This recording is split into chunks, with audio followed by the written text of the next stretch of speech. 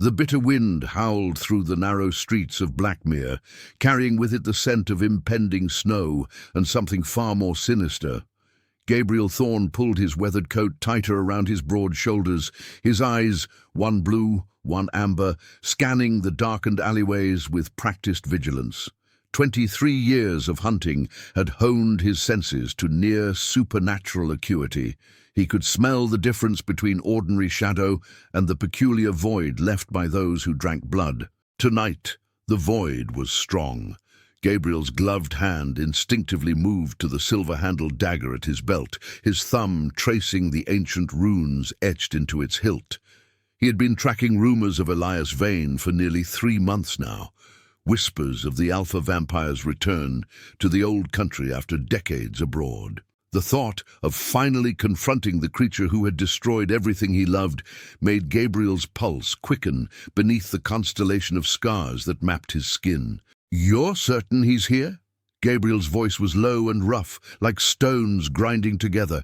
From the shadows beside him emerged a slight figure swathed in layers of tattered silk. Madame Verena's eyes were milky with cataracts, but Gabriel knew she saw more than most with perfect vision. The old seer had been his most reliable informant for nearly a decade. "The blood tide rises in Blackmere," she whispered, her accent thickening around the words. "He has returned to the place where it all began, where the ancient pact was broken." Her withered hand clutched at Gabriel's sleeve. "But beware, Hunter. The thread of fate tangles strangely around you tonight. What you seek may not be what you find." Gabriel pressed a small pouch of coins into her palm. "Riddles won't kill Vane," he muttered. "But this might." He patted the ornate wooden case strapped to his back, containing the only weapon he believed could truly end the alpha vampire, the crucible bow, with its 7 blessed arrows, each tipped with a metal said to have fallen from the stars. Madame Verena retreated into the mist that seemed to follow her like a familiar. "Not all monsters are born, Gabriel Thorne." Her voice lingered after her form had disappeared. "Some are made by the very hands that seek to destroy them." Gabriel dismissed her cryptic warning. He had no time for mystical ambiguities. 23 years was long enough to wait for vengeance. The village of Blackmere clung to the side of the mountain like a desperate supplicant. Its ancient buildings leaned against one another as if for support, their slate roofs and timber frames speaking of centuries of endurance against both natural elements and supernatural threats. The locals knew better than to be abroad after sunset. Only the occasional glow of candlelight behind heavily shuttered windows suggested human habitation at all. Gabriel made his way toward the edge of town, where the forest began its relentless climb up the mountain. According to his research, the original lair of Elias Vane had been carved into the mountainside itself, accessible only through a network of caves that the locals had long since sealed and sanctified. But Gabriel suspected those precautions were meaningless now. If Vane had returned, he would have found a way to reclaim his ancestral dwelling. As he approached the tree line, the hunter noticed the unnatural silence. No insects chirped. No nightbirds called. Even the wind seemed to have died away, as if nature itself held its breath in the presence of ancient evil. "I know you're watching," Gabriel said to the darkness, his voice carrying in the stillness. "Your sentries have been tracking me since I entered the village. Take a good look. Remember this face. It's the last one your master will ever see." A soft chuckle emanated from the branches above him. Gabriel didn't bother to look up. He had already noted the creature's position when he'd first detected its presence minutes ago. "Such confidence," a female voice purred. "Elias does so enjoy the confident ones. The fear tastes sweeter when it finally comes." With a movement too fast for mortal eyes to track, the vampire dropped from the tree. She landed without a sound, her pale skin luminous in the faint moonlight that filtered through the canopy. Her modern clothes, tight black jeans and a leather jacket, seemed at odds with the ancient hunger in her eyes. "Magdalena," Gabriel acknowledged her, "still running errands for your master, I see. Tell me, does he still keep you on such a short leash?" Or has he finally rewarded your centuries of loyal service? The vampire hissed, revealing fangs that extended well beyond what was necessary for feeding, a sign of age and power. You know nothing of my relationship with Elias, nothing of our ways. Gabriel smiled without humor. I know enough. I know he was born Edmund Caldwell in 1503. I know he was transformed during a blood ritual gone wrong while studying forbidden texts at Oxford. I know he survived 14 attempts on his existence, including 3 by me. The hunter took a step closer. I know he feeds exclusively on the young, preferably those with artistic talent. I know his weakness for beauty borders on obsession. Magdalena's expression shifted, surprise briefly overtaking her predatory demeanor. How could you possibly— 23 years, Magdalena. While you and your kind have drifted through centuries, taking what you please, I have dedicated every moment of my existence to understanding your master. Knowledge is a weapon sharper than any stake. The vampire recovered her composure, circling Gabriel with preternatural grace. And yet here you are, still hunting, still failing. Not this time. Gabriel's mismatched eyes gleamed with certainty. Take me to him. Magdalena laughed, the sound like breaking crystal. You truly believe I would simply escort you to Elias? Perhaps your obsession has finally driven you mad, Hunter. You misunderstand. It wasn't a request. Gabriel withdrew an intricately carved wooden whistle from his pocket. This summons something your kind fears more than sunlight. Take me to Vane, or I use it. The vampire's eyes widened slightly. Gabriel knew she was calculating, wondering if he was bluffing. The whistle, if it was what she thought it was, would summon a pack of hellhounds, creatures specifically evolved to hunt vampires. They were rare now, nearly extinct due to the vampire's systematic efforts to eradicate them, but a few had been preserved by the most dedicated hunters. He'll kill you slowly, Magdalena said finally, her voice tight with suppressed rage. Gabriel nodded. He can try. The journey up the mountain was arduous by design. Vampires, despite their physical advantages, appreciated difficult terrain as a deterrent to casual visitors. Magdalena moved with inhuman speed and agility, occasionally pausing with visible impatience as Gabriel navigated particularly treacherous passages. He never showed any sign of struggle, however, a point of pride that he knew irritated his guide. Your heart beats strangely, Magdalena observed, as they approached a sheer rock face that appeared to be a dead end. Too steady for a man approaching what will certainly be his death. Are you using chemical aids to control your fear? Gabriel didn't answer. Let her wonder about the modifications he had made to himself over the years, the concoctions of rare herbs and minerals that had gradually changed his blood chemistry, the grueling physical regimens that had pushed his human limitations, the mystical enhancements etched into his very bones. He was no longer entirely human, though he would never be anything else. Magdalena pressed her palm against a seemingly random point on the rock face. A faint luminescence spread from her hand, tracing a pattern of veins through the stone. With a sound like a sigh, a portion of the cliff receded, revealing a narrow entrance. Last chance to reconsider, Hunter, Magdalena said, her voice almost gentle. Even you cannot defeat what waits within. Gabriel stepped past her without hesitation.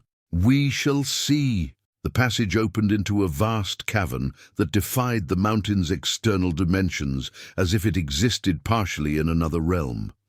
Gabriel had encountered such spatial anomalies before, places where the boundaries between worlds had worn thin. It was a sign of prolonged exposure to powerful blood magic. The cavern had been transformed into a macabre approximation of an aristocratic residence.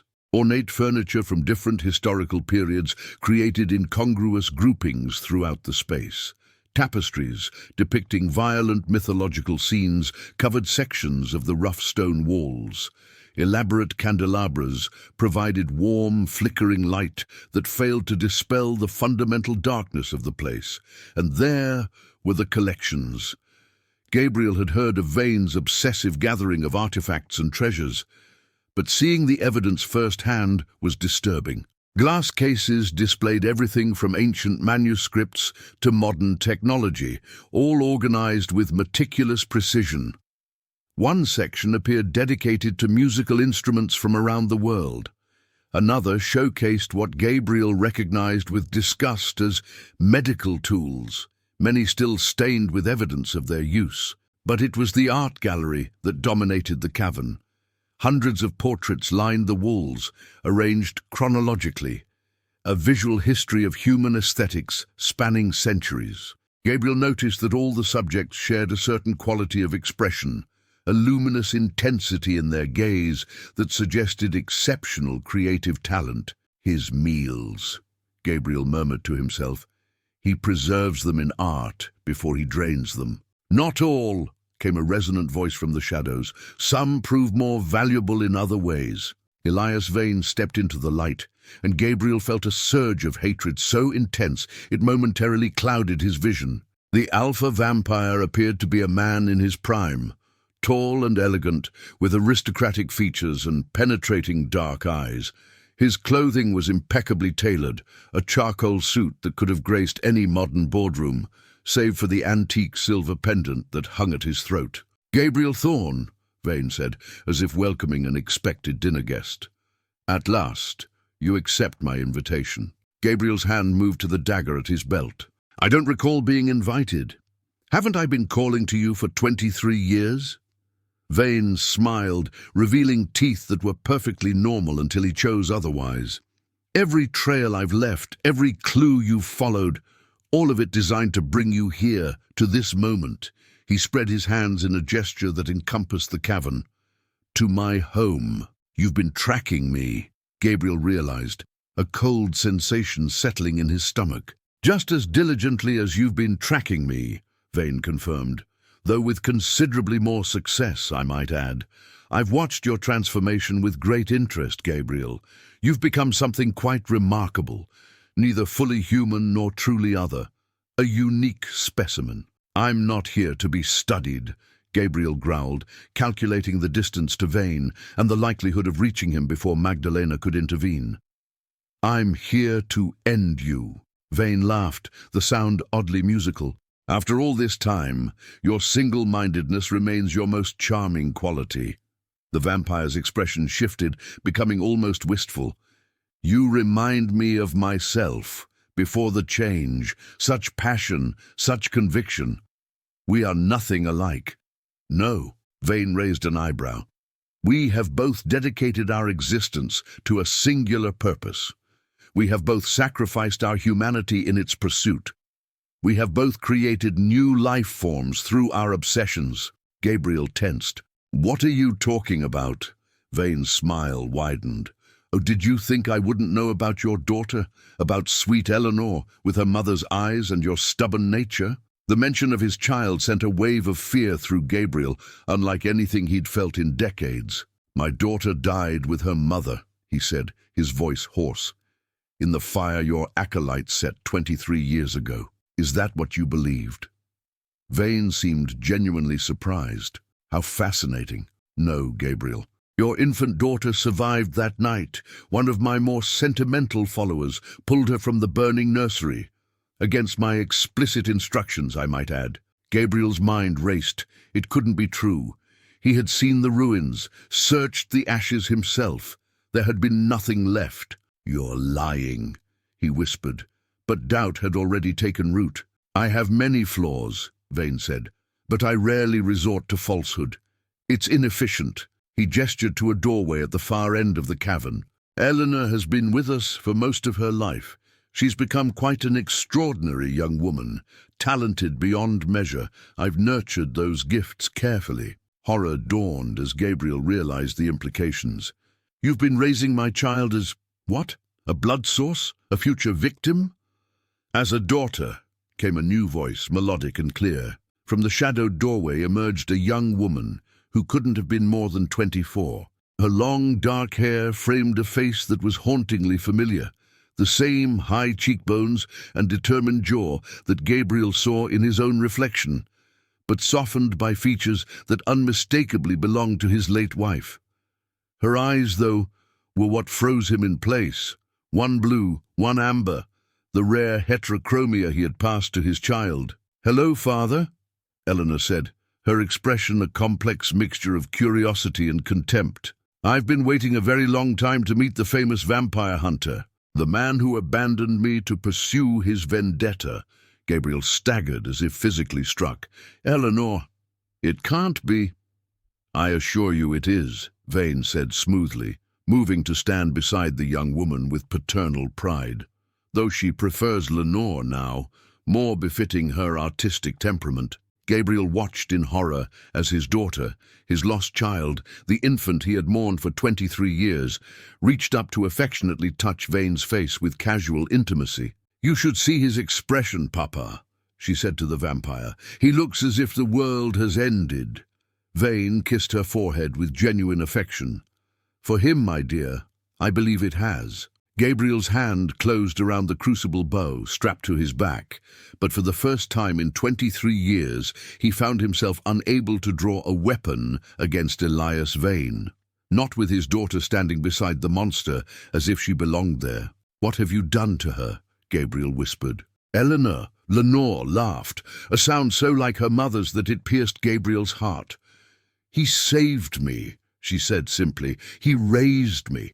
He showed me the truth about you, the obsessed hunter who cared more about killing vampires than finding his own child." "I thought you were dead," Gabriel said desperately. "I would have searched the world for you if I'd known."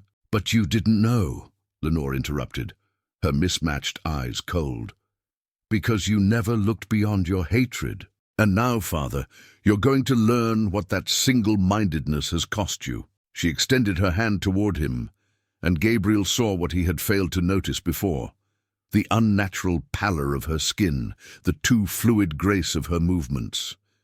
With a small, cruel smile that transformed her beautiful face into something alien, Lenore revealed what she had become. Her fangs gleamed in the candlelight, and Gabriel Thorne's world collapsed around him. And Part 2. Time seemed to freeze as Gabriel stared at the elongated fangs in his daughter's mouth. Each heartbeat echoed in his ears like thunder, his carefully constructed reality crumbling around him. For 23 years he had lived with a single truth. His family was dead, and Elias Vane was responsible. That certainty had been his compass, his North Star in a world of darkness. "No," he whispered, his voice barely audible. "This can't be." "Denial," Lenore said, retracting her fangs but maintaining her cold smile. "The first stage of grief, isn't that right, Papa?" Vane nodded sagely, his hand resting on her shoulder with possessive affection. "Indeed, though I suspect anger will follow shortly. Your father has always excelled at rage." Gabriel's mind raced through possibilities. A trick, an illusion, a doppelganger, anything but the horrifying truth before him, that his daughter lived and had been transformed into the very thing he had dedicated his life to destroying. "When?" he asked hoarsely. "When did you turn her?" "On her 18th birthday," Vane replied with the satisfaction of someone sharing good news. "A coming-of-age gift, if you will. She had been asking for years, of course, but I insisted she experience enough of human existence to make an informed choice." "Choice?" Gabriel spat, anger indeed rising to replace his shock. "You indoctrinated a child. You twisted her mind with lies." "Did I lie?" Vane's expression hardened slightly. "Did I tell her anything untrue? You never searched for her, Gabriel. You never even considered the possibility she might have survived. Your hatred for me consumed you so completely that you abandoned your most sacred duty as a father." Gabriel took a step forward, only to find Magdalena suddenly between him and Vane, her stance protective. But it wasn't Vane she was protecting. "Stay back," the female vampire hissed. "You'll not harm our Lenore." "Our?" Gabriel's gaze darted between Magdalena and his daughter. "What is she to you?" Lenore laughed, the sound like breaking glass. "My mother, of course. My real mother. the one who has been there every day of my life." She moved to Magdalena's side, taking the vampire's hand. "Magda saved me from the fire. She has loved me, protected me, taught me what it means to be strong." The casual intimacy between them drove another spike through Gabriel's heart. They were a family, a perverse, monstrous version of the family that should have been his. "Your mother's name was Catherine," Gabriel said desperately. "She was kind and brilliant and loved you more than life itself. She sang to you every night. She abandoned me to burn while she fled the house," Lenore cut in sharply. "Papa told me everything. How she tried to escape with only herself, leaving me in my cradle. How the house collapsed before she could get away." Gabriel shook his head vehemently. "Lies! Your mother died trying to reach you. I found her body at the nursery door, her hands burned to the bone from trying to open it." A flicker of uncertainty crossed Lenore's face, but Vane smoothly interjected. "Such melodrama, Gabriel. The human mind is remarkably adept at creating comforting narratives. You needed to believe your wife died heroically. It fit your hunter's morality. The truth was far more ordinary." Gabriel's hand moved to the silver dagger at his belt. "I'll cut your lying tongue from your mouth. Violence already." Vane sighed theatrically. "And here I had hoped we might have a civilized reunion." He turned to Lenore.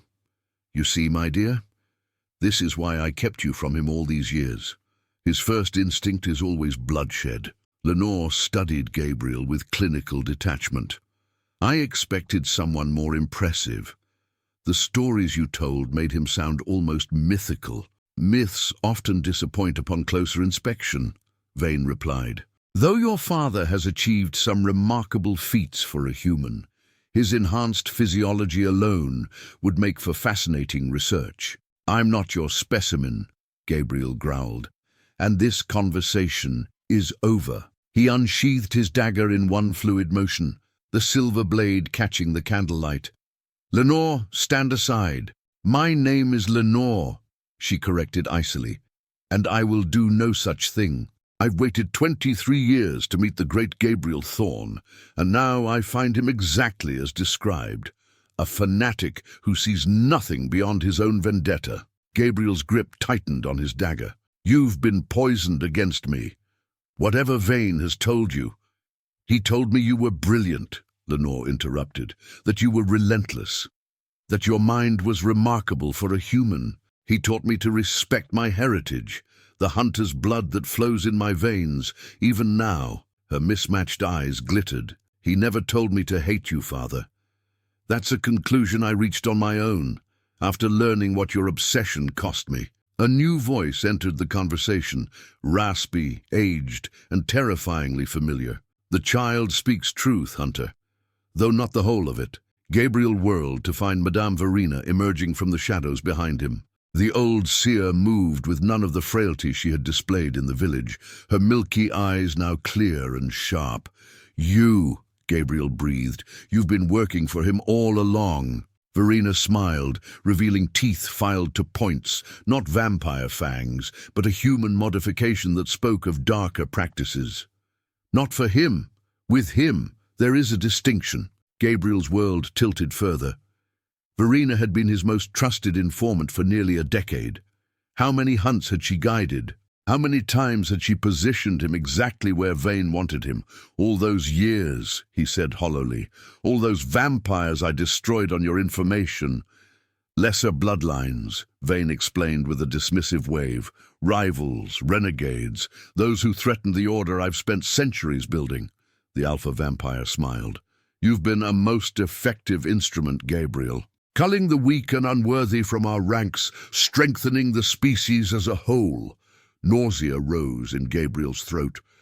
"I've been your executioner, your puppet." "My collaborator, however unwitting," Vane corrected. "And now, perhaps, something more. A father-in-law of sorts." Gabriel's gaze shot to Lenore, who was watching his growing horror with evident satisfaction. "What does he mean?" Lenore extended her left hand, where an ancient ring set with a black stone adorned her finger. "Papa and I are to be joined at the winter solstice. the culmination of a bloodline merger centuries in the making. You're going to marry her? Gabriel's disgust was palpable. She calls you Papa, for God's sake. A term of affection only, Vane assured him, seeming genuinely offended by the implication. I have been her guardian, her mentor, never a surrogate father in the biological sense. Our relationship has evolved naturally as she matured. Evolved? Gabriel spat. She was a child in your care. You groomed her from infancy for this. Lenore's expression darkened dangerously. I make my own choices, Father, something you never considered possible for anyone but yourself. She moved closer to Vane, sliding her arm through his with deliberate provocation. The joining will unite the oldest vampire bloodline with the most powerful hunter lineage.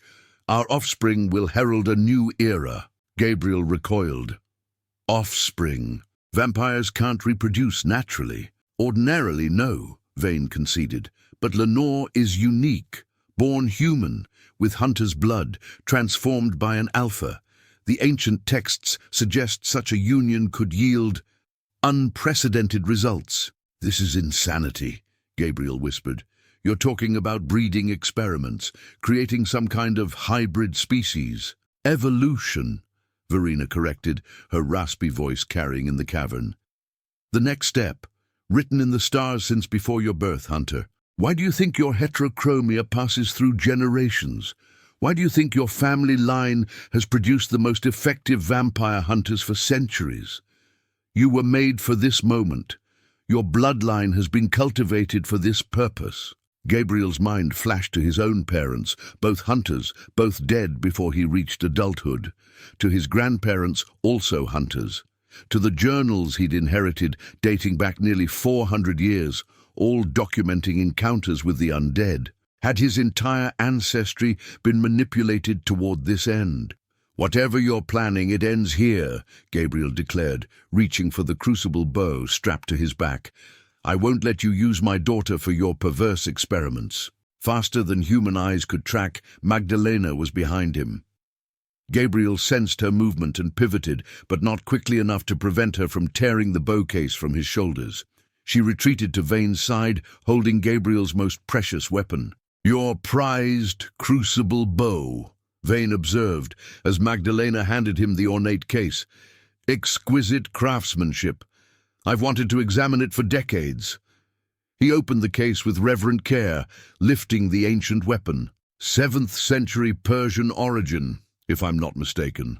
Modified extensively over generations. Don't touch it, Gabriel warned, though he knew the threat was empty. Vane ran his fingers along the bow's curve, seemingly unaffected by the blessed materials. The legends say it can kill any supernatural being with a single shot. Is that why you've been so sparing with your 7 arrows? He peered into the case. Ah, I see only 6 remain. Who received the first? Korja? That old Lithuanian brute deserved worse than a quick death. Gabriel remained silent, his mind racing through options. Without the bow, his chances of defeating Vane were significantly reduced. The silver dagger would wound him, but not fatally. The other weapons concealed on his person were designed for lesser vampires. He needed time, a distraction, any advantage. You know what fascinates me most about you, Gabriel? Vane continued, returning the bow to its case. Your conviction that we are enemies, that there must be war between our kinds. The alpha vampire's expression grew thoughtful. History needn't be so binary. Predator and prey can evolve into symbiosis under the right conditions. Symbiosis? Gabriel echoed incredulously. You feed on human blood. You've murdered countless innocents over centuries. And humans slaughter each other by the millions over resources, religion, mere geography, Vane countered. At least my kind kills only what we need to survive. He gestured around the cavern. I've lived through 17 major wars, Gabriel. I've witnessed human cruelty that would make even Magdalena blanch. Your species has no moral high ground? Lenore watched the exchange with calculating eyes. He won't listen to reason, Papa. Hunters never do. Their worldview requires absolutes, monsters and heroes with no shades between. Gabriel turned to his daughter, desperate to reach her. Lenore, Eleanor, please. Whatever they've told you, whatever you believe about me, I never stopped loving you. Not for a single day. Something flickered in Lenore's mismatched eyes, uncertainty, perhaps, or a buried memory. For a heartbeat, Gabriel saw the infant he had lost, the child who should have grown up in his protection. If you loved me, she said slowly, then prove it now. Join us. Your skills, your knowledge, they would be invaluable to our new order. Join you, Gabriel repeated, disbelief coloring his voice. Become a vampire. Become part of the future. Vane corrected smoothly. Your daughter wants you in her life, Gabriel. After 23 years of separation, can you deny her that? Would you reject her again? The manipulation was obvious, but no less effective for its transparency. Gabriel felt the trap closing around him. Emotional blackmail, wielded with surgical precision. I would give anything to have my daughter back, he said carefully. But not this, not at the cost of more innocent lives. And there it is, Lenore said with bitter disappointment. His precious moral code matters more than his own child. She turned to Vane. You were right. He's incapable of compromise. I feared as much, Vane sighed. A pity. I had rather hoped to avoid unpleasantness. He nodded to Verena. Proceed with the binding. The old seer stepped forward, drawing a curved ceremonial knife from her robes. Hold him, she instructed. Before Gabriel could react, vampires emerged from hidden recesses in the cavern walls, at least a dozen, moving with preternatural speed to surround him. He managed to wound 2 with his silver dagger before they overwhelmed him, forcing him to his knees. One wrenched his arms behind his back, while another stripped him of his visible weapons. Search him thoroughly, Vane directed. Our hunter is notoriously resourceful. Rough hands found every hidden blade, every concealed vial, every secret pocket in Gabriel's clothing. Within minutes, he was effectively disarmed, though he knew they couldn't detect everything. Some of his modifications were part of his body itself, the reinforced bone structure, the altered blood chemistry, the neural enhancements that allowed him to function beyond normal human limits. Verena approached, her knife gleaming. The blood that hunts must become the blood that joins, she intoned, her voice taking on a ritualistic cadence. The circle closes. The prophecy fulfills itself. What prophecy? Gabriel demanded, struggling against his captors. What are you talking about? The Crimson Codex, Vane explained, predates even my transformation. It speaks of a convergence, vampire and hunter blood united to birth a new species. A bridge between worlds. Verena knelt before Gabriel, her eyes now completely black, not vampire darkness, but something older, more primordial. Your line was chosen centuries ago, Hunter. Every generation carefully observed, guided, preserved for this purpose. You're insane, Gabriel spat. All of you. Visionaries are often mistaken for madmen, Vane replied mildly. Proceed, Verena. The seer pressed her blade against Gabriel's forearm, drawing a thin line of blood. Instead of flowing normally, the crimson liquid seemed to shimmer with an inner light, evidence of the alchemical compounds he had introduced into his system over decades. Fascinating, Vane murmured, watching the blood's unusual properties. You've been consuming the Achillean formula. Dangerous for most humans, but clearly your hunter physiology has adapted. Verena collected Gabriel's blood in an ornate silver chalice. The father's sacrifice, she intoned before turning to Lenore. Now the daughter's offering. Lenore extended her wrist without hesitation. Verena sliced delicately, allowing vampire blood, darker, thicker than human blood, to mix with Gabriel's in the chalice. The blood that divided shall now bind, Verena continued, stirring the mixture with her knife. What hatred tore asunder, ritual shall restore. Gabriel watched in growing horror as the combined blood began to change color, shifting from crimson to something that seemed to absorb light rather than reflect it. "Whatever you're planning, it won't work," he warned. "Blood magic always exacts a price." "A price we are prepared to pay," Vane assured him. "Your hunter's training included blood rituals, did it not? The Achillean formula is itself a form of blood magic, altering your essence to enhance your abilities against our kind." "That's different," Gabriel insisted, though doubt crept into his voice. How different was it really? He had willingly transformed himself, becoming something not entirely human in his quest for vengeance. Was it so unthinkable that his daughter might make similar choices? Verena raised the chalice. "With this mingled blood, we bind the hunter to his new family. No longer adversary, but ally. No longer destroyer, but creator." She approached Gabriel, the dark liquid swirling ominously. "Drink and be joined to us in purpose." Gabriel clamped his mouth shut, turning his face away. Two vampires gripped his head, forcing him to face Verena. "You can't make me drink," he growled through clenched teeth. "No," Vane agreed, "but we can make your daughter suffer until you do." He nodded to Magdalena, who seized Lenore's arm in a vice-like grip. "What are you doing?" Lenore asked, confusion replacing her earlier confidence. "Papa, we discussed this." "Forgive the deception, my dear," Vane said smoothly, "but your father requires motivation. And while you are precious to me, the prophecy is paramount." Understanding dawned in Lenore's eyes. "You're using me as leverage?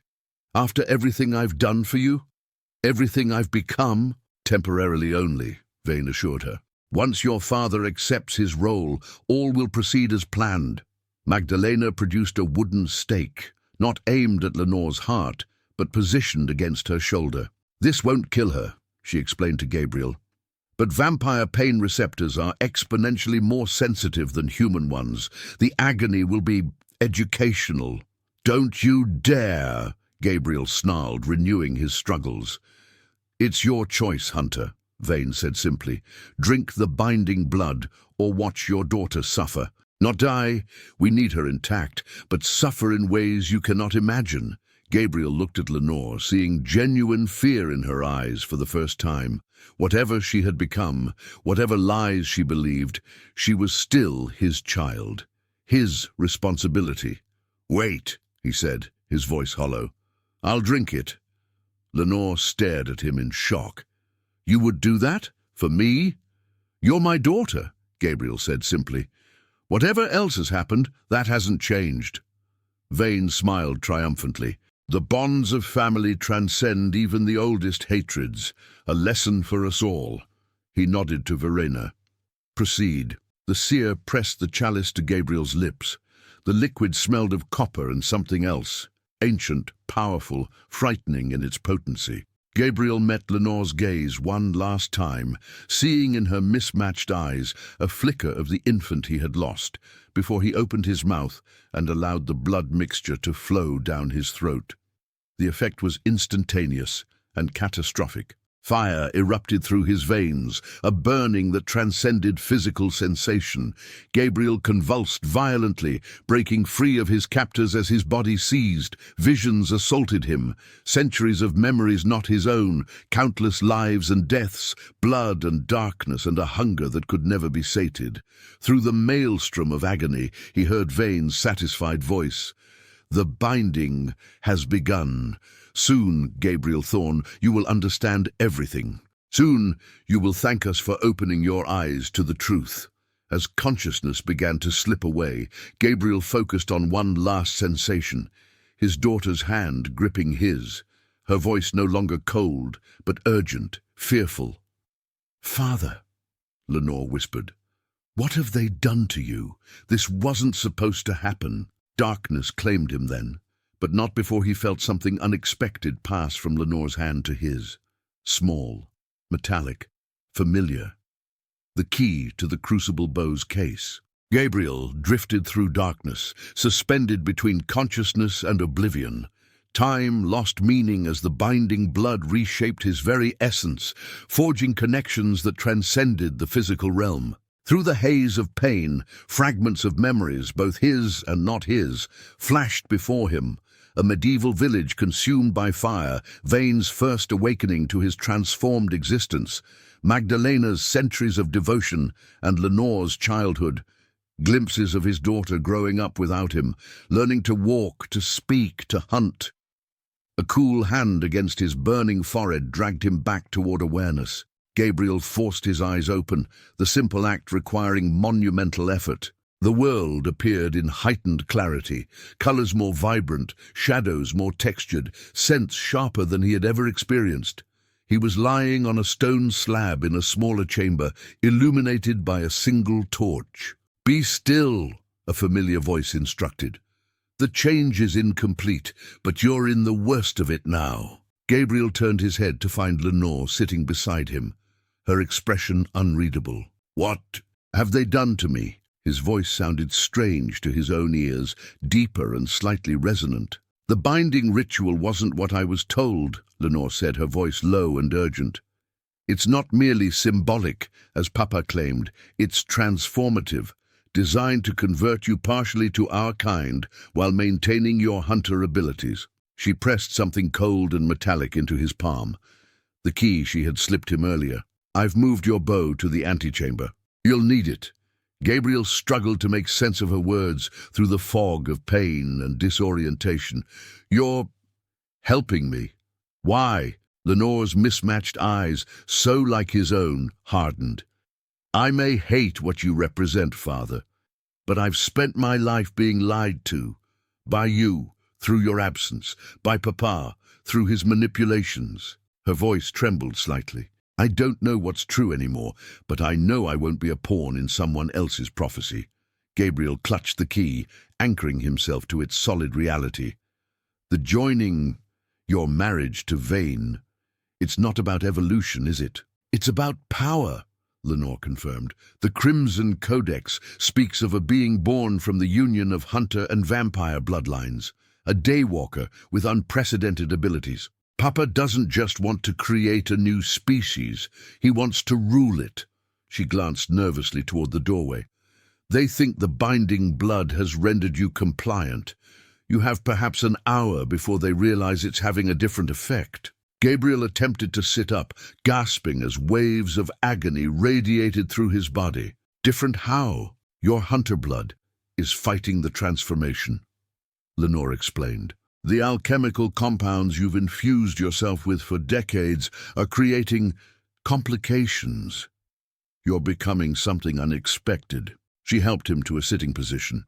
"Can you stand?" With Lenore's assistance, Gabriel managed to get to his feet, swaying precariously. "I need to know," he said, gripping her arm for support, "about your mother. Did she truly abandon you in the fire?" Pain flashed across Lenore's face. "I don't know anymore. For 23 years, I believed what Papa told me, that she fled without me, that Magdalena was my savior." Her voice faltered. "But lately, I've been having dreams. Memories, perhaps. A woman singing. Flames everywhere, and hands burned black, reaching for me." Gabriel closed his eyes briefly, the confirmation of his long-held belief both validating and heartbreaking. "She died trying to save you. Catherine would never have left you behind." Before Lenore could respond, footsteps echoed in the corridor outside. "We have no time," she whispered, helping Gabriel toward a concealed door at the back of the chamber. "This passage leads to the antechamber where I've hidden your bow. From there, you can reach the main cavern or the exit tunnels." "Come with me," Gabriel urged, suddenly desperate not to lose his daughter again. Lenore hesitated, conflict evident in her expression.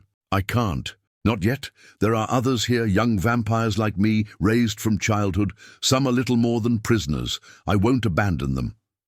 She pushed Gabriel toward the hidden door. "Go. I'll create a distraction." "Lenore, I'm not choosing sides," she interrupted fiercely. "I'm choosing truth. Now go, before they realize what's happening." The hidden door closed behind Gabriel, leaving him alone in a narrow, rough-hewn tunnel. He leaned against the cool stone wall, fighting waves of nausea as his body continued its bewildering transformation. Whatever the binding blood was doing to him, it was neither a complete vampire conversion nor merely symbolic. He could feel new strengths awakening within him, but also strange vulnerabilities, sensitivities to stimuli that had never affected him before. Moving as quickly as his condition allowed, Gabriel followed the tunnel, guided by senses that seemed to grow more acute with each passing minute. He could hear conversations taking place hundreds of feet away, could detect the distinct scents of individual vampires, could sense the vibrations of movement through the stone itself. The antechamber was exactly where Lenore had indicated, a small storage room containing various artifacts and weapons. The crucible bow case lay partially hidden behind an ancient suit of armor. Gabriel inserted the key with trembling fingers, relief washing over him as the lid opened to reveal his most precious weapon. As he reached for the bow, a new sensation assaulted him, a searing pain that erupted when his fingers touched the blessed wood. Gabriel recoiled, staring in horror at the blistered skin on his fingertips. The binding blood had changed him enough that contact with consecrated objects now caused injury. "Improvise," he muttered to himself, tearing strips from his shirt to wrap around his hands.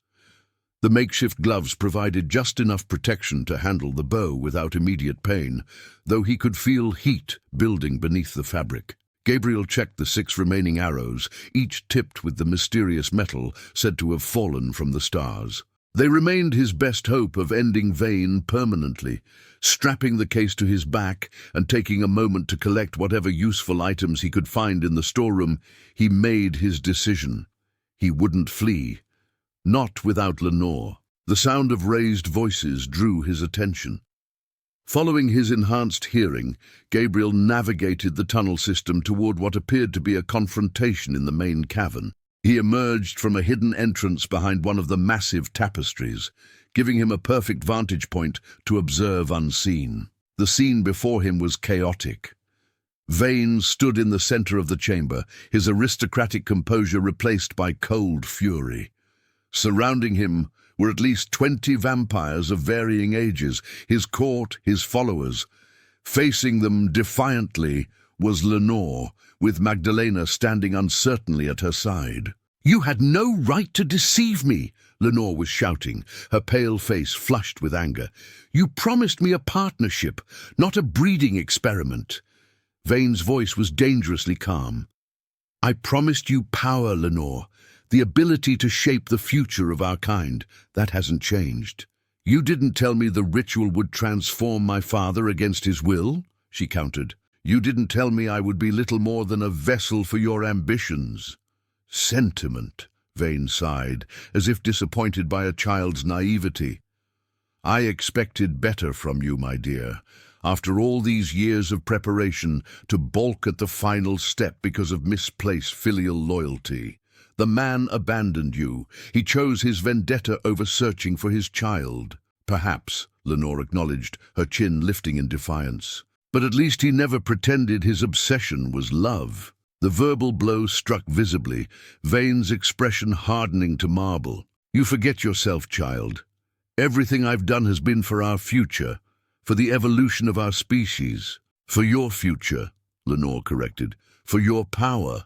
The Crimson Codex doesn't just predict a new species, it predicts a ruler. That's what you want, isn't it? To control whatever emerges from this joining you've engineered." From his hiding place, Gabriel felt a surge of pride at his daughter's perception, even as he noted the increasingly dangerous tension in the room. Vampires were taking positions around Lenore and Magdalena, clearly awaiting Vane's command. Verena stepped forward, her ancient eyes fixed on Lenore. "The prophecy must be fulfilled. The bloodlines must merge. Whether you understand your role is irrelevant, child." "And if I refuse," Lenore challenged, "then you will be compelled," Vane stated simply. "The winter solstice approaches. The celestial alignment will not wait for your consent." He nodded to several of his followers, who moved toward Lenore. "Take her to the preparation chamber. Ensure she remains there until the ceremony." Magdalena suddenly placed herself between Lenore and the advancing vampires. "You promised she wouldn't be harmed," she said to Vane, her voice tight with suppressed emotion.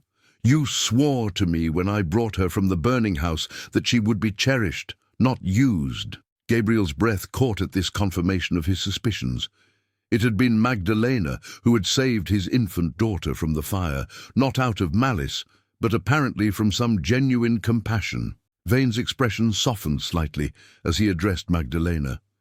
"She will not be harmed, old friend, merely guided to accept her destiny." His voice hardened again. "Now step aside." "I cannot," Magdalena replied, drawing herself up with dignity that belied her usually subservient manner. "I have served you faithfully for 4 centuries, Elias, but in this I must stand with my daughter." The word hung in the air, laden with meaning beyond the merely adoptive sense Gabriel had assumed. Something in Magdalena's tone, in the protective stance she took before Lenore, suggested a deeper connection. Vane's eyes narrowed. "What have you done, Magdalena?" The female vampire lifted her chin defiantly. "What was necessary to ensure the child survived infancy? Hunter blood is notoriously difficult to sustain in pure form. She would have died within weeks without intervention." Understanding dawned in Gabriel's mind, horrifying in its implications. "Blood transfusion," he whispered to himself. "She used her own blood to keep Lenore alive." Vane advanced on Magdalena, true rage transforming his features into something inhuman. "You tainted the bloodline? Without my knowledge or permission?" His voice had lost its cultivated accent, revealing something ancient and guttural beneath. "Do you realize what you've done? The prophecy requires pure lineages, hunter and vampire, untainted by lesser blood." "Lesser?" Magdalena's laugh was bitter. "My bloodline predates yours by centuries, Elias. I was ancient when you were still a mortal scholar fumbling with texts you barely understood." The revelation sent a ripple of shock through the assembled vampires. Gabriel, too, felt stunned by this new information. Magdalena had always appeared to be Vane's loyal lieutenant, not his elder. "You've ruined everything," Vane hissed, his control slipping further. "The prophecy is still valid," Verena interrupted, her milky eyes fixed on something only she could see. "The blood runs true, regardless. Hunter, vampire, ancient. The child carries all 3 lineages now." The seer turned her unsettling gaze toward the tapestry behind which Gabriel hid. "As does her father, since drinking the binding blood. The convergence approaches, but not as any of us anticipated." Gabriel tensed, realizing he had been detected. Deciding that surprise was now his best advantage, he drew the crucible bow and stepped out from behind the tapestry. "The convergence ends here," he declared, his voice carrying in the suddenly silent chamber. "No prophecies, no forced unions, no more manipulations." Every vampire in the room turned toward him, expressions ranging from shock to fear to calculation. Gabriel notched one of his precious arrows, ignoring the pain that seared through his wrapped hands as he held the blessed weapon. "Father!" Lenore breathed, relief and concern mingling in her voice. Vane recovered quickly from his surprise, his aristocratic mask sliding back into place. "Gabriel, how disappointing to see you've rejected our gift. The binding should have opened your mind to the possibilities of cooperation between our kinds." "It opened my eyes to your true intentions," Gabriel countered, keeping the bow trained on Vane as he moved carefully into the room. "You don't want evolution, you want dominion." "A semantic distinction," Vane dismissed. "Leadership is necessary for any new species to thrive." Gabriel continued his measured approach, acutely aware of the vampires tracking his every movement. "You engineered my family line for centuries, didn't you? Manipulated my ancestors, positioned them to produce exactly the bloodline you needed." "Not alone," Vane admitted with a slight incline of his head. "The project required many participants across generations. Hunters were identified, tested, sometimes eliminated if found wanting. The most promising were allowed to reproduce, their offspring monitored. Your birth was the culmination of nearly 400 years of careful selection. The casual revelation of such long-term manipulation staggered Gabriel. My parents. Exceptional hunters, both of them, Vane confirmed, though they proved troublesome when they began to suspect the truth. Their elimination was regrettable, but necessary to ensure you developed the proper motivations. White-hot rage surged through Gabriel. You killed them, made it look like a vampire attack to fuel my hatred. Hatred is an excellent motivator, Vane said simply. It drove you to perfect your abilities, to enhance your natural gifts through alchemy and ritual, to become the ideal vessel for the next stage of evolution. Gabriel's aim wavered slightly as the full implications crashed over him. His entire life, his parents' deaths, his training, his marriage to Catherine, even Eleanor's birth, had all been orchestrated as part of Vane's centuries-long breeding program. And Catherine? Was she part of your plan too? Something like genuine regret crossed Vane's features. Catherine Morrow was a complication. Her bloodline was acceptable but not ideal. We had selected a different mate for you, someone with complementary genetic traits. Your infatuation forced adjustments to the timeline. So you had her killed, Gabriel said flatly. Not intentionally, Vane corrected. The fire was meant to eliminate your research, which was bringing you too close to certain truths before you were ready. Catherine's death was an unforeseen casualty, and my daughter was supposed to die with her, Gabriel realized aloud, until Magdalena intervened. All eyes turned to the female vampire, who stood protectively beside Lenore. Magdalena met Gabriel's gaze without flinching. I have lived too long and seen too much cruelty to allow an innocent child to perish for prophecy, she said simply. I saved her because it was right, not because it served any grand design. Vane made a sound of disgust. Sentiment, the eternal weakness of our kind. He turned his attention back to Gabriel. You cannot stop what has been set in motion, Hunter. The binding blood flows in your veins. The solstice approaches. The joining will occur, with or without your cooperation. Gabriel's enhanced senses detected movement behind him, vampires circling to flank him. His hands burned where they contacted the blessed bow, the pain increasing with each passing second. He knew he couldn't fight all of them, especially in his transitional state. There will be no joining, he declared, adjusting his aim slightly. No prophecy, no new species under your control. With a fluid motion born of decades of practice, Gabriel released the arrow, not at Vane, but at the massive chain supporting the ornate chandelier above the center of the chamber. The arrow struck with perfect precision. The blessed metal severed the ancient chain as if it were paper. The chandelier plummeted, crashing into the stone floor with devastating force. Candles scattered, igniting tapestries and priceless artifacts. Chaos erupted as vampires scattered from the spreading flames. In the confusion, Gabriel notched another arrow. Lenore! Magdalena! To me! Now! His daughter hesitated only a moment before grabbing Magdalena's hand and rushing toward him. Vampires moved to intercept them, but Gabriel's second arrow created a barrier of flame that forced them back. Through the smoke and confusion, Gabriel saw Verena standing unnaturally still, her milky eyes fixed on him with terrible clarity. The prophecy fulfills itself in ways none foresaw, she intoned, her voice carrying despite the chaos. The father of convergence, the mother of preservation, the daughter of three bloods. She raised her hands as if in benediction. Run if you must, Hunter. The stars continue their alignment regardless. Vane's enraged roar cut through the cacophony. Stop them! The bow must not leave this chamber.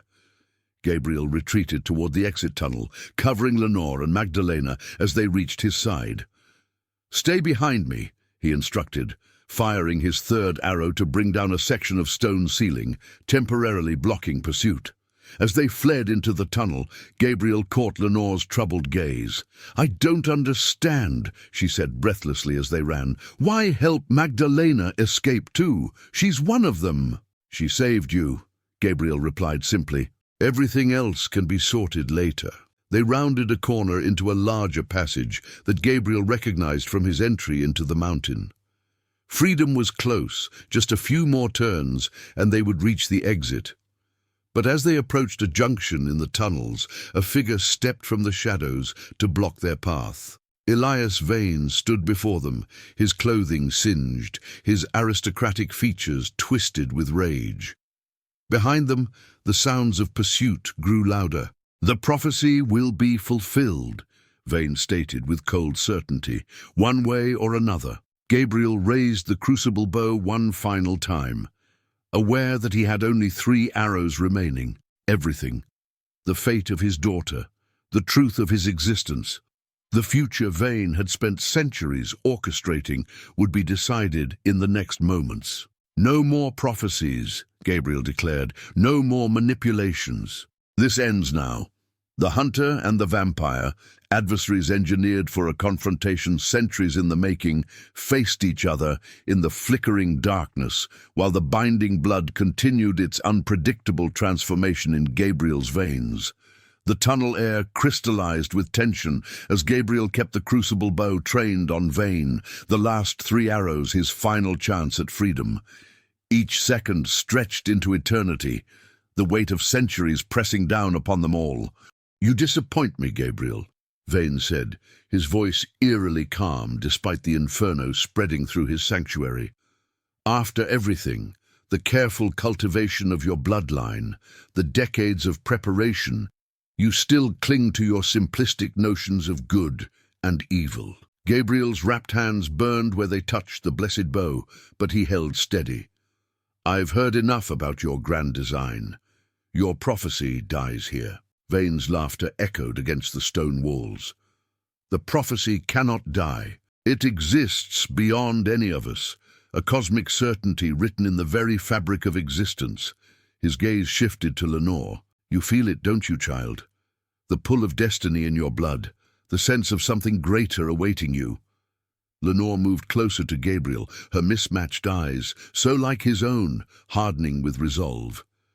"The only thing I feel is disgust at how thoroughly you manipulated me. Raised me to be your perfect bride, your vessel for power." "Not just power," Vane corrected. "Transcendence, evolution, the next phase of existence on this dying planet." He took a step forward, ignoring the bow aimed at his heart. "The world is changing, Gabriel. Humanity destroys itself with each passing decade. Our kind dwindles through infighting and exposure. But together, hunter and vampire united, we could create something magnificent." Gabriel felt Magdalena tense beside him. "He believes it," she whispered. "After all these centuries, he truly believes he is serving some greater purpose." "Delusion is a luxury of immortality," Gabriel replied, loud enough for Vane to hear. "When you live long enough, you can convince yourself of anything." Vane's expression hardened. "You speak of delusion while denying what your own body is becoming? The binding blood transforms you even as we stand here arguing. You are neither human nor vampire now. You exist in the liminal space between worlds, just as your daughter does." He extended his hand toward them both. "Join me willingly. Complete what was started centuries before your birth." The sound of approaching vampires grew louder behind them. They were running out of time. "Enough talk," Gabriel declared, drawing the bowstring back. "Step aside or die." Vane smiled sadly. "You won't kill me, Gabriel. Not when I hold the answers you've sought your entire life. Not when I am the only one who truly understands what you and your daughter are becoming." "You're wrong," Gabriel said, his voice steady.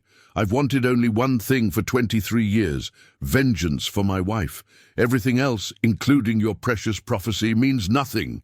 He released the arrow. In the split second before impact, Vane's expression transformed from confidence to shock. The blessed arrow sliced through the air with preternatural accuracy, its star-metal tip glinting in the dim light. But it never reached its target.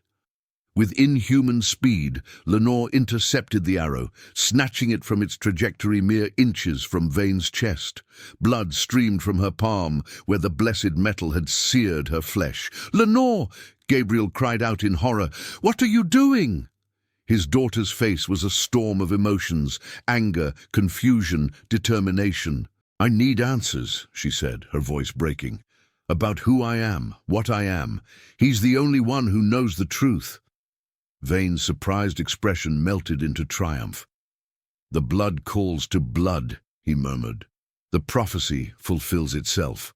Gabriel felt as if the ground had fallen away beneath him. After everything, the revelation of his daughter's survival, their brief reunion, her apparent choice to help him escape. She was still bound to Vane in ways he couldn't comprehend. "He's manipulating you," Gabriel pleaded. "Whatever answers he has will be tainted by his agenda." "Perhaps," Lenore acknowledged, blood still dripping from her wounded hand. "But your answers would be equally biased. At least he raised me, taught me, was present for my life." The accusation struck deeper than any physical blow. Gabriel lowered the bow slightly, anguish washing over him. "I thought you were dead. If I had known—" "But you didn't know because you never looked beyond your hatred," Lenore interrupted, echoing her earlier words. "You chose vengeance over the possibility your daughter might have survived."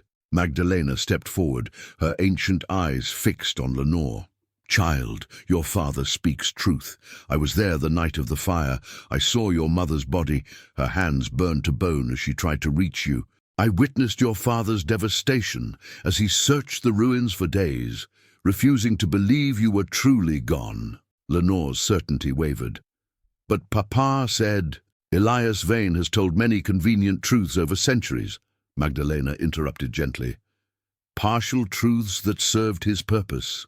Yes, your father hunted vampires instead of searching for you, but only because every fiber of his being believed you had perished in those flames." Confusion and pain flashed across Lenore's face. "And then why did you never tell me?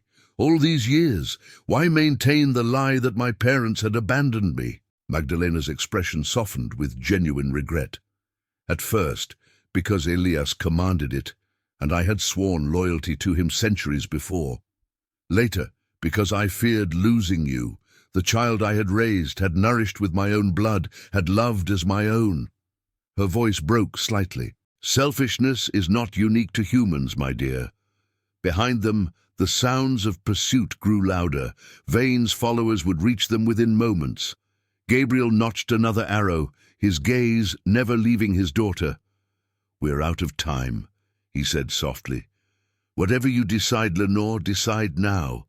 But know this: I never stopped loving you, never stopped mourning you, even when I believed you were lost forever." Something shifted in Lenore's expression, a softening around her eyes, a vulnerability she had not allowed herself to show before. She looked down at the arrow in her bleeding hand, then at Vane.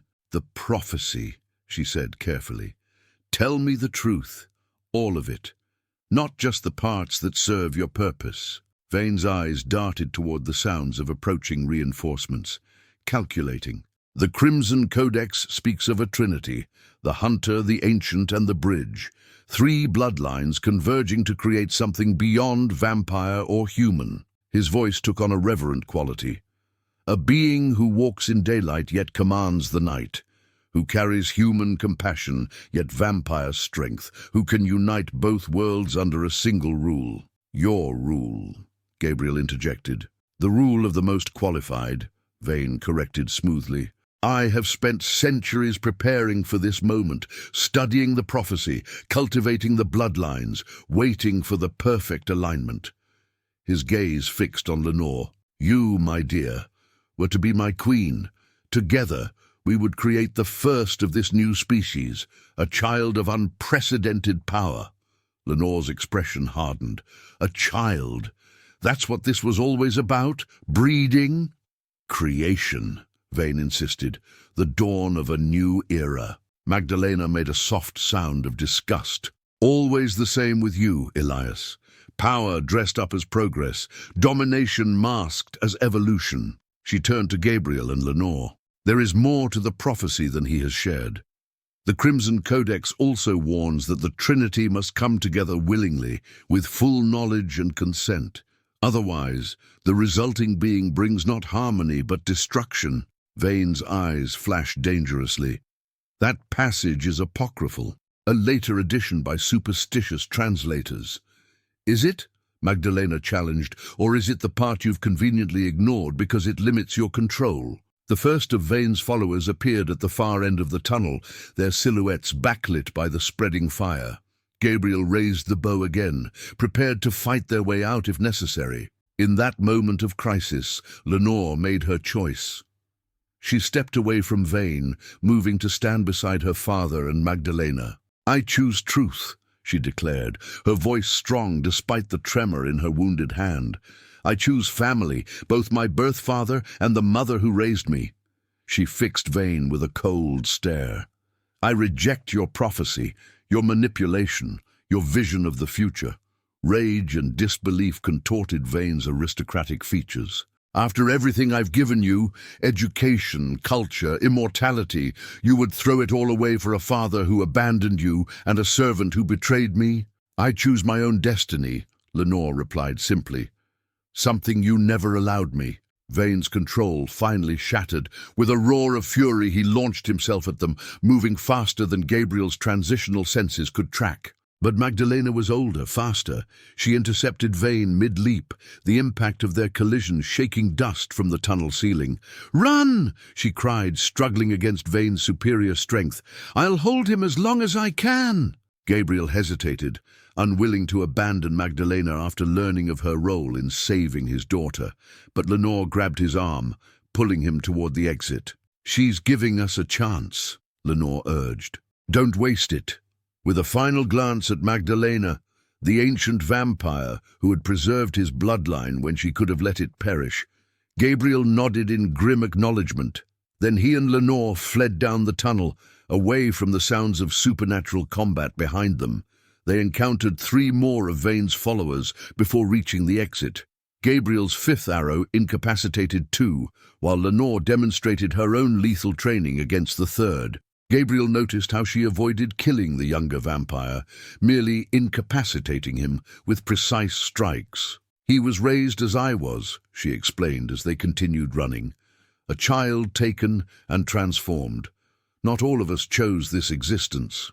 At last, they emerged from the mountain into the cold night air. The sky above was magnificent, clear and star-filled, with a waning moon providing just enough light to navigate by.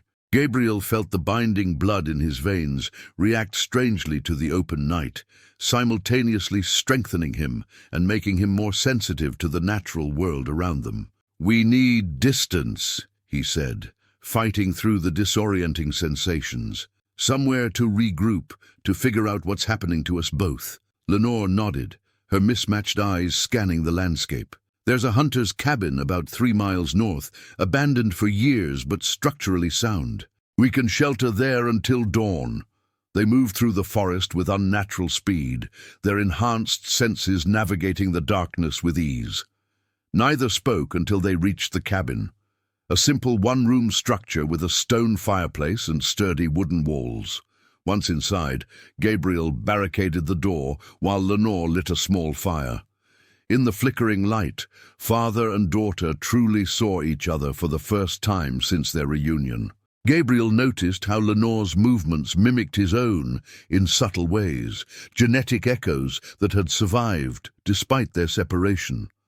Lenore seemed equally fascinated by the similarities between them, her gaze lingering on his heterochromatic eyes, so identical to her own. "Your mother had green eyes," Gabriel said softly, breaking the silence. "She used to say our daughter having one eye from each of us was proof she was made from our love." Lenore's composed expression faltered.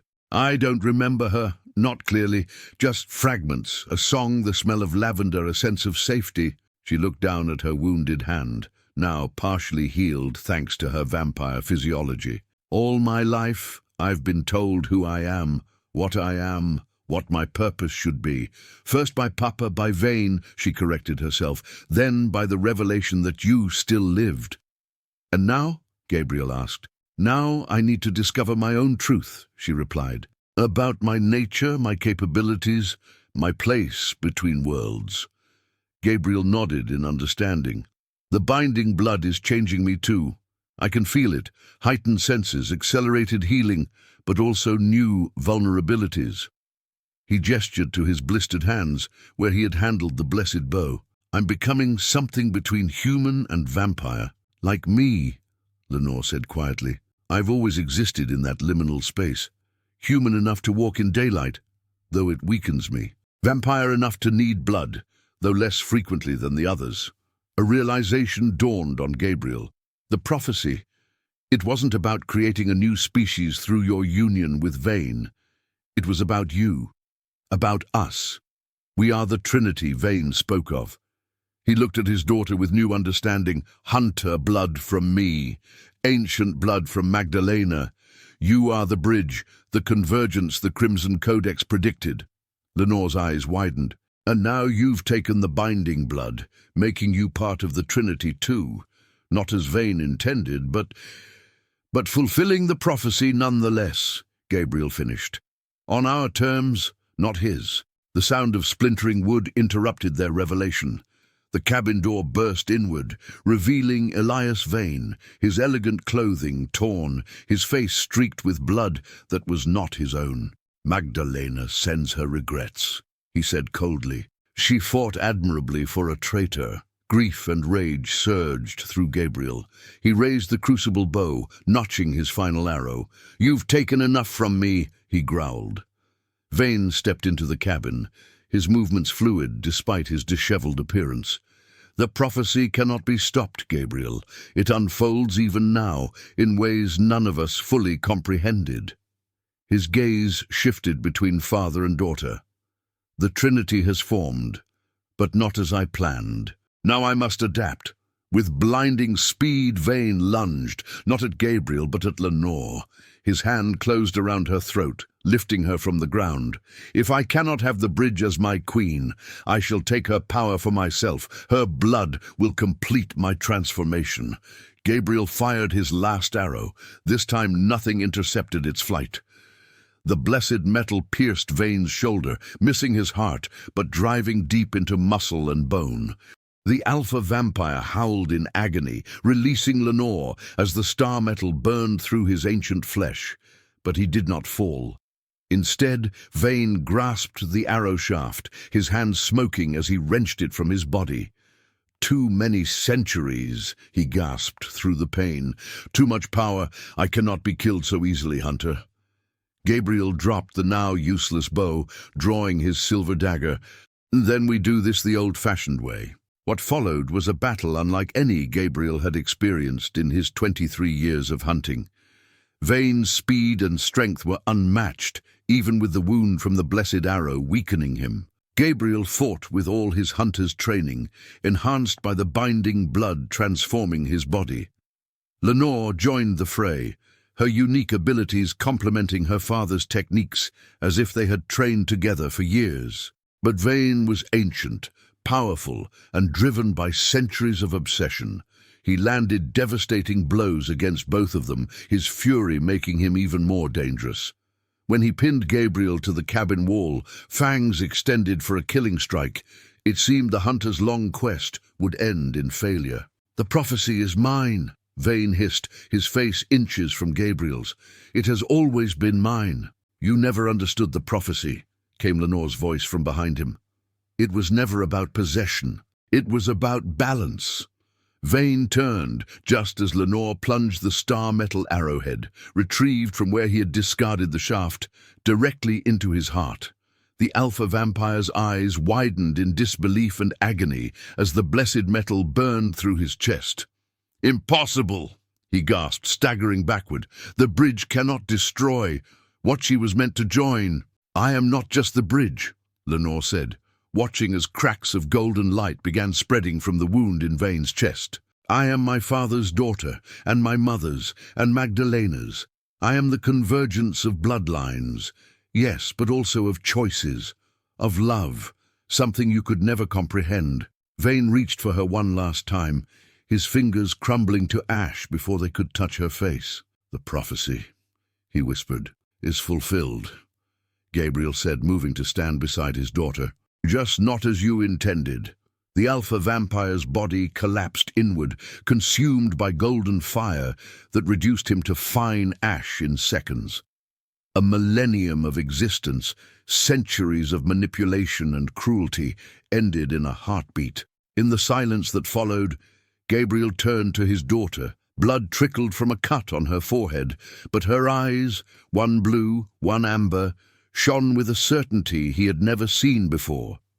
"It's over," he said softly. "No," Lenore replied, looking down at the ash that had once been her captor and mentor. "It's just beginning." As the first light of dawn filtered through the cabin windows, father and daughter, neither fully human nor fully vampire, both caught between worlds yet belonging to both, stood together in silence.